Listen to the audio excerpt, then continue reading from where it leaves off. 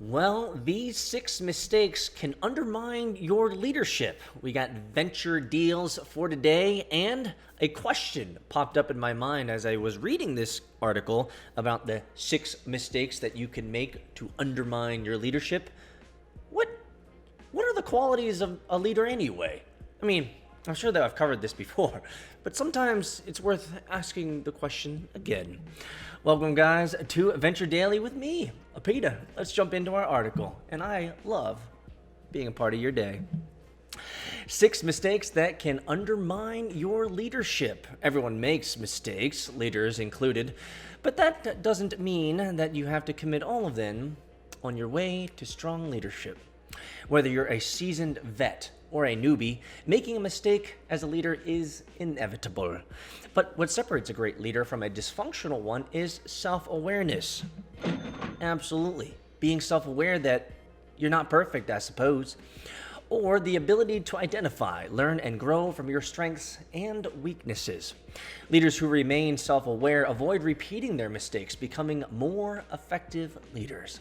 Absolutely. I think we can all remember that one, I wouldn't say leader, but that one boss or manager from your past who just couldn't get it all together. They couldn't figure it out, and they kept making the same mistakes. Actually, one of them remind me of someone in particular. I will not say his name. In the daily hustle and bustle, though, it's easy to overlook the leadership mistakes you've made. Here are 6 of the most common I've noticed throughout my career and how you can avoid making them yourself. Number 1, not realizing the importance of emotional intelligence. Well, I'm sure you guys have heard about emotional intelligence before. It's pretty important to understand how other people are feeling these days. Not that we want to over-bias ourselves towards feelings, but feelings do matter, clearly. Emotional intelligence is something I feel everyone should work on, not just leaders. Those who possess EI, emotional intelligence, are able to keep their emotions under control and be more empathetic towards others. Emotional intelligence goes hand in hand with communication skills, which is one of the most important areas for leaders to develop. Yes, be a good communicator, please, concise. Ultimately, by enhancing your emotional intelligence, you are in a better position to recognize your teammates' accomplishments and address any problems or concerns they may have. It will also guide you towards creating a more positive work environment because you'll be able to resolve conflicts rather than avoid them. You can increase your emotional intelligence by reflecting on your own emotions, asking for others' perspectives, and pausing before reacting. This can take a lot of practice, but the payoff is worth it. I completely agree. Highly emotionally intelligent individuals are ones that are willing to ask for feedback. And they use the word react here. I would change it. Highly emotionally intelligent leaders do not react. They respond. There's a difference, right? Reaction often it comes with the very simple context of emotion, right? We react. It's emotional based. And sometimes when we're reacting on emotion, well, reaction mostly is emotion, we're not usually using all of our rational brain. And sometimes, well, you guys know that we make our best decisions when we're highly emotional, right? So, great leaders react. Now, respond. They consider what's going on in the situation. They consider what's going on in the conversation. And they can respond appropriately without reacting irrationally. Number 2, inadequately delegating work. One of the most common mistakes I've seen from leaders is not being able to balance a hands-off approach with micromanaging. Some leaders simply can't give up control. Others just know how to effectively delegate and empower others. There's one way to rectify this, but you could start by admitting that there are tasks unworthy of your time. They're not unimportant tasks, they're just not in your wheelhouse, or they're pulling you away from higher level strategic responsibilities. Even if you perceive yourself as a jack of all trades, there are assignments that can be handed off to more experienced team members, like bookkeeping related tasks or social media marketing campaigns. Delegation can also help less experienced employees develop new skills and occasionally even discover a superpower. This is true. Giving your employees, giving your counterparts opportunities to take on more responsibility is always a good thing. It's a win-win, especially if you're a great leader. You're not actually leading people. You're actually spending more time coaching and helping them become better and more effective individuals in life, period. When you help individuals become more effective in life, which is, if I were to take a segue here for a second, guys, this is probably, I'd say 90% of what I do in training, when I'm training Agile or training Scrum or training leadership courses with companies and clients. I'm mostly helping them become better people, more self-aware people, more aware of how they work, how they respond, their natural inclinations, their motivations, their incentivization. Like, when we understand how to work with the individual, how to leverage that individual, to unlock the potential in that individual, then the work itself, whatever the context is, almost fades away into oblivion. It's about relationships. It's about helping people learn how to work with each other better, communicate more effectively. So totally, I agree with all this stuff. Delegate, delegate, delegate. Good. Give them more responsibility. Good. Don't get in your own way. Besides lessening your workload and becoming more of a coach rather than a leader/manager, whatever that means, delegation encourages ownership amongst your team. Exactly what I just said. Not only this, but one of the best ways to keep people motivated, but it also shows that you trust them to do these tasks well. Number 3, failing to give and receive feedback. As a leader, you don't want to discourage creativity and innovation within your organization. You also need to be willing to embrace change and listen to diverse opinions. Finding opportunities to grow and improve is crucial to not only your success, but also your company's.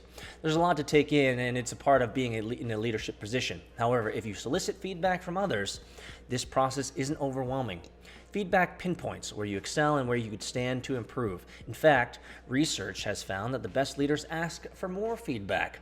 You should also give your teammates constructive feedback so they can become more effective in their positions. It can help you discover ways that they're motivated, such as which types of rewards or training they value. 100%. A lot of what I'm doing here, being part of your day, is getting feedback of how I can improve, how I can serve you guys better, how I can create content that is worth listening to every day. I've gotten feedback before about, hey, people ask, well, wow, you're just reading articles and adding your commentary. Well, a lot of people love to listen to article commentary. A lot of people enjoy this. However, it's not for everyone. Now, it's not to say that I'm going to try to be everything to every man here, but I love getting feedback. I want to improve. I want to be better at what I do, especially, not just the online stuff that I'm doing here. I don't want to be a better human being. I want to be a better coach, a better trainer, a better consultant in my work, in my job, in my life. I want to be a better husband. I want to be a better father, right? This is, I think, the journey of life. The journey of life is the more feedback this is my opinion, guys, okay? So this is my opinion. My opinion, the more feedback you get from people, especially people that give you tough and terse feedback, the better. None of us are perfect. None of us are perfect just yet. Let me put it that way. I've met some people who believe they're perfect, so I know. Nope. But yes, get lots of feedback, guys. It's always great, especially from people you respect, especially from people who've gone before you.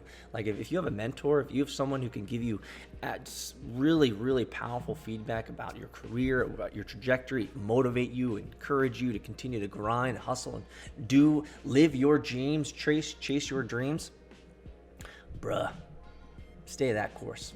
Stay that. Keep getting that type of feedback, man. This is juicy stuff. Number 4, feeling unfocused and uninspired. How many of you guys out there have ever felt unfocused and uninspired? I know that I have. Vision is essential. It's what keeps you passionate, focused, and inspired. It's needed to keep your business progressing, and it enables you to set goals and expectations for your team, as well as hold people accountable. If you feel your vision is lacking, refer back to your mission statement. Hopefully you have a mission statement. If you don't, well, maybe I can do a video on vision statements. Think about your mission statement. What's your mission statement? What's your purpose? Think about the ways you can align tasks with the goals that you've set. Reflect on past successes. Why did you want to become a leader in the first place? I'm going to interject here and consider this. I don't know if I've ever met anyone that was like, I want to be a leader. I think you just naturally become a leader. Maybe that's That right there is what I'm going to talk about at the end of today's show. And what does it take to be a leader? What does that? How does that work? That was the sentence that made me think about this. So we'll cover this a little bit later. Think about ways you can align tasks with the goals that you've set. Reflect on past successes. Why did you want to become a leader in the first place? Sometimes you have to take a step back from your business by unplugging your weekend or taking a vacation. When you return, you'll likely have a new outlook and new ideas on how you can improve on being a leader. Not leading by example is the number 5 reason. Over the weekend, some family members came to my house. During one conversation, I crossed my eyes. In the corner of my eye, I noticed one of my children was mirroring my body language. The moral of the story, even when you don't think they are, your children are always watching you. Wow. Yes, 100%. If you are okay, I'm going to say something that might come off as offensive, but we're about 11 minutes into it, and according to YouTube statistics, most of you guys don't even last this long, so I could risk being offensive because most of you guys aren't even going to listen to this. But I will tell you this. This is my opinion and my opinion only, so take it with a massive dose, a grain of salt, guys, here, okay? Boom, boom, boom, boom, boom. I've talked about this in other podcasts, but I'll say it bluntly here. You are, if you're screwed up in life, a big reason why you're screwed up in life is because your parents. Now, if your kids are screwed up, same idea. It's your fault. They spend more time, your kids spend more time watching you. They spend more time modeling after you. They spend more time seeing how you fake the funk, how you're not fully present, how you're not really there, how you're not really supportive, the fake smiles you give, the brushing off that, oh, I gotta go do work. Like, trust me, I know all this. If my kids are messed up, if they're jacked up, it's 100%. I'm gonna take 100% of that responsibility. Truly, your kids are always watching. I know that there's a lot of argumentation and rationale and discussion around nature versus nurture versus school system versus blah, blah, blah, blah, blah. Okay, not that I'm an expert here, but I'm going to tell you guys, the number one reason why children are messed up, it's parents. Now that we're 12 minutes in, it's okay. Not a lot of people are going to get mad at me because no one lasts this long. You need to lead by example, even when you don't think anyone is watching. Follow the rules and guidelines you expect everyone else to adhere to, and treat others with respect if you ever want your employees to do the same. Number 6, saying you don't have time. We all struggle with time management. After all, there are so many waking hours in a day to get everything done. But to be perfectly honest, we all have at least 5 minutes every day to help employees out. For example, if someone asks you a question via email or Slack, I'm positive it'll take less than a minute to respond. If you don't have the answer, at least you could refer her to a shared resource or the other person likely to have the answer. For more in-depth conversations, share your calendar so the person can pick a day and time to meet with you. Obviously, interruptions can be disruptive to your productivity. That's why I suggest blocking out specific dates or specific times throughout the day and check messages and notifications. Take chunks of time back and devote them to your team. It's a simple way to build rapport, and it shows that you value them enough to make time in your busy schedule for what they need. Mistakes should always be seen as opportunities to grow. That doesn't mean that you have to commit to every single one. However, be aware of your and others' blunders so you know you need to not do to become the strongest leader possible.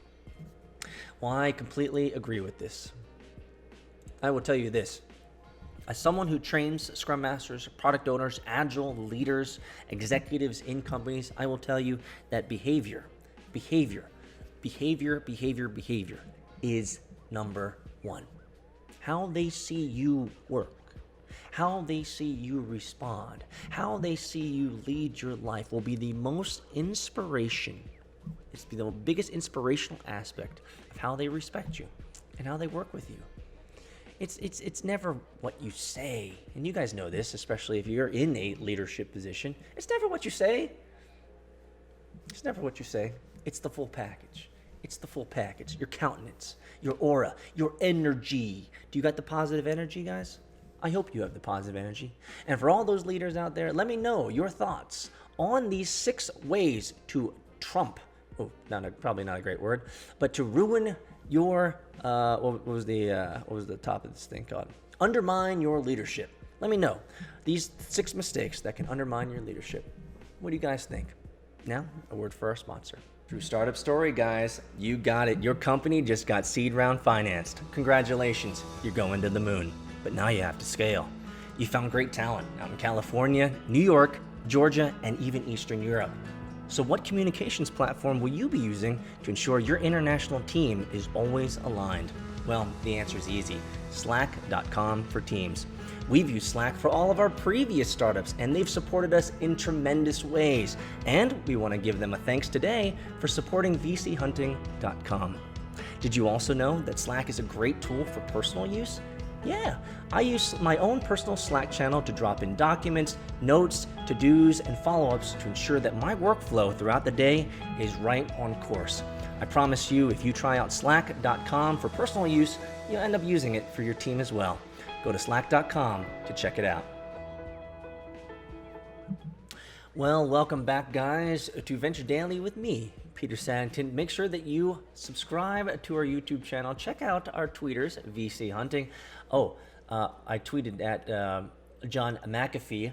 Some of you guys remember back in my crypto days, I did 3 interviews with John McAfee talking about his prediction of Bitcoin, his prediction of cryptocurrencies, his conversations about conspiracies to, let's just say, of the government to end his life, as well as Bitcoin Cash and Jihan Wu. Some of you guys remember those interviews; those were really fun. And I tweeted at him. I hope that I hope he notices. It'd be nice to do another interview with him again and see where Bitcoin's going to be headed. He believes that Bitcoin is going to be hitting 1 million by the end of 2020. What say you? Let me know in the comments below. But also make sure to join our daily newsletter. VC Hunting, guys. Get on it. I'm dropping you news that you can use every day. Now, let's move on to some of your favorite parts. Venture deals for December 20th, 2019. And I particularly love this section. I love this segment because I get to learn about not only where is the money flowing and where is the money going, but I also get to learn about new startups that could have great products that I could use. Let's go over them. Venture deals for December 20th, 2019. Glovo, a Spain-based on-demand delivery platform, raised $167 million in Series E funding.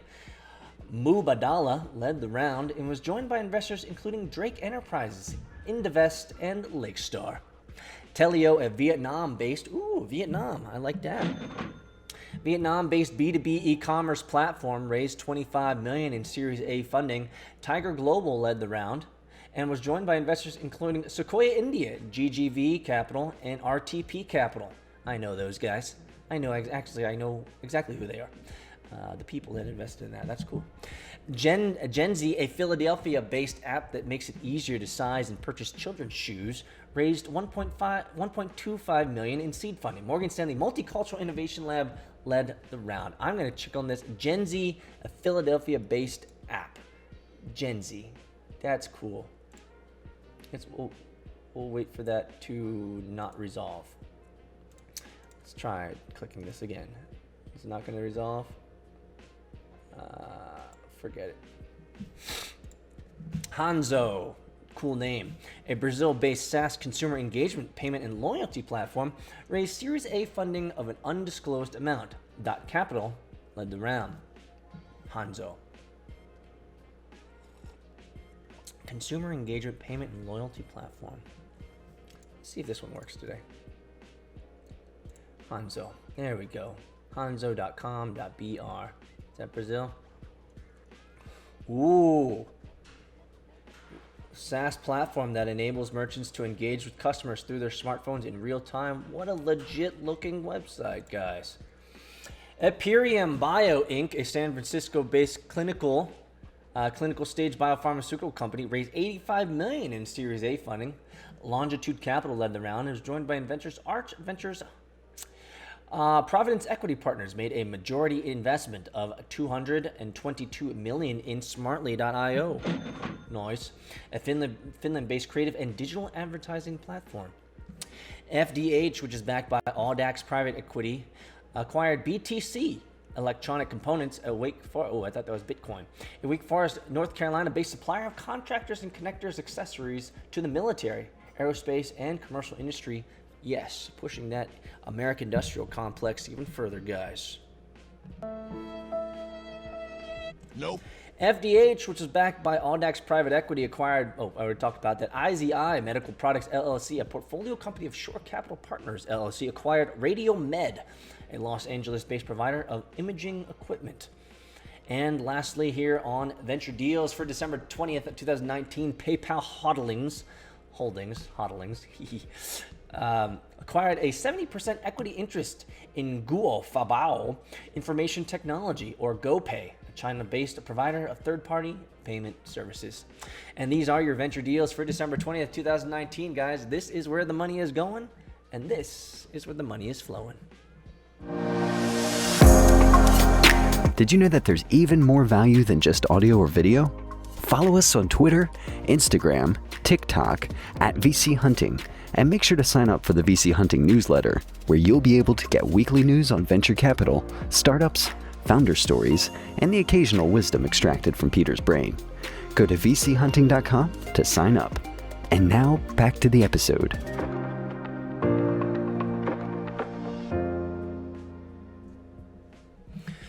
Well, it is Friday after all, and I hope you guys are having a wonderful, wonderful last day of the week. I'm sure some of you guys, this might actually be the last day of your work season for some of you, since Christmas is, I think, Tuesday or Wednesday of next week. And so some of you guys, this might be the last day of your work for the rest of the year. Congratulations. Yay. Congratulations on that. I hope you guys have a wonderful vacation. Let me know in the comments below where you're going to be headed to, what are you going to be doing, and who you're going to be seeing, if it's going to be exciting at all. But I want to talk about one thing before we go in today's final word from your boy Peter. I wrote about in our newsletter, which I hope that you guys are all subscribed to, but I wrote our newsletter a couple days ago, the value of incremental deposits, and I want to kind of reiterate that today. I got a comment back from one of our subscribers around incremental deposits, and he simply said something to the effect of, "Yes, thank you for reminding me to keep going." Something to this effect. I don't have the screenshot here. I don't have it in front of me. But it reminded me of, again, the value of reminding ourselves of that value. I know. Sometimes it can seem like a broken record, to keep going, keep grinding. You can do it, like these types of platitudes. But I'm telling you guys, isn't that what life is all about? Isn't that what life is at its base? That we all, every day, regardless of where you are in life, whether you're a leader, you're an executive, you're just a full-time employee, you're a contractor, you're a consultant, you're a mother, you're a father, you're a housewife, you're a home dad. Wherever you are, you're a student. Wherever you are in life, you have to wake up. You have to take the next step, and you have to keep going. And so incremental progress every day. So why am I saying this? The reason I'm saying this is I want to encourage you. Keep going. Even I'm kind of interjecting some emotionality here into the comment that I got. But the feeling that I got when I received this comment of "thanks for reminding me" is that sometimes people don't really know why they're doing what they're doing. Let's just take a pause there. Let's just take a pause there, guys, for just a second. Have you ever felt lost? Have you ever felt like what you're doing, you're just like, why am I doing this? Why am I continuing to do this? What's the purpose? What's the end result? What's the end goal? I don't know. It seems useless. It seems purposeless. And I'm going to encourage you guys today on this wonderful Friday that on those days when you feel purposeless, take that step. Keep going. Go the extra mile. Do the extra work. Keep moving forward. I can tell you from personal experience that in many times in my life when I have felt lost, when I have felt like, what the hell am I doing? What's the purpose of this? What's the end game result?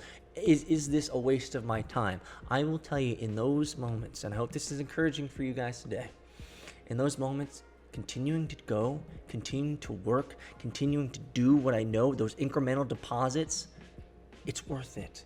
It's worth it. And the reason is this: it is only through the act of work, often, it's only through the act of work that we can truly find emergently the purpose of what we're supposed to be doing. I've never, and let's say it a different way. I've never been able to figure out the purpose of what I'm doing by sitting there and just thinking. I've never been. If I'm stuck, if I feel purposeless, put the axe to the grind. Work, do something. Get in front of your computer, type, write, code, build, create. It is the act of creation. It's the act of creating. It's the act of doing that sets the opportunities, the mind free to figure out the whys and fill in the gaps. By sitting there and merely contemplating the why and all of that, I find that to be, at least in my experience, a useless endeavor, because the mind can travel forever. That's what's so great about the mind. It's limitless. It can go into the far reaches of the past. It can go into the far, far reaches of the future. And none of that's real. The past ain't real. It's gone. The future ain't real. It's not here yet. There's only here and now. And I tell you, when your mind gets involved in the act of working, moving forward, pushing forward, you can realize your purpose. You can find the reason why. And if you're cognizant, cogent, and situationally aware while doing that work, taking those steps, keep going, you'll figure it out. You'll figure out what you need to do. You'll figure out who you need to be. You'll figure out what you need to do. I hope this was encouraging to you guys, because I know, and mostly maybe I'm just preaching to myself, because I know that in the days where it's hardest, those incremental, that 1% that I can get in that day, it's worth everything. It's worth everything that day. I hope this, guys, was an encouraging end to your Friday, or at least end to this video. I hope it's not the end of your Friday. I love being a part of your day, guys. Let me know how I can help. Leave a comment below. Subscribe, like, smash the like button, and I'll see you guys next time.